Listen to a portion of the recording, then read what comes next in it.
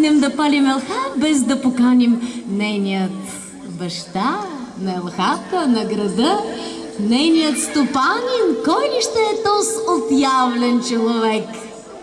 Господин Белишки, кметът, да заповяда тук за приветствие, за топла реч и заедно да запалим светлините. Аплодирайте го!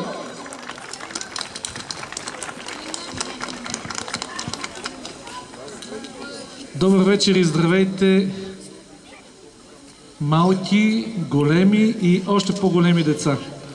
Добре дошли на тази годишното запалване на светлините на коледната елха. Всички ние знаем, че елхата е символ на това коледно вълшебство, което озарява душите ни със светлина, сгрява сърцата ни с доброта и сбъдва мечти. Нека никога не преставаме да вярваме в чудото на Рождеството и в светлото начало на всяка нова година. И за да не губим време, днеска заедно с вас, деца, да започнем обратното броене и дадем началото на коледно-новогодишните празници в Панагюрище. Готови ли сте? Да започваме тогава. 10,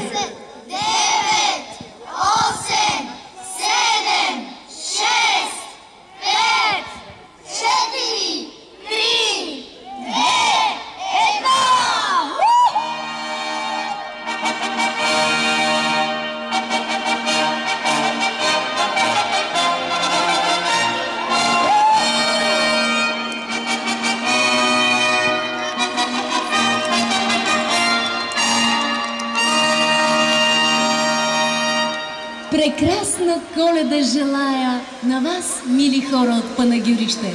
Чудесно време за най-различни пожелания за сбъдване на вашите мечти. Направете нещо днес. Обадете се на стар приятел. Поканете го на приятна среща.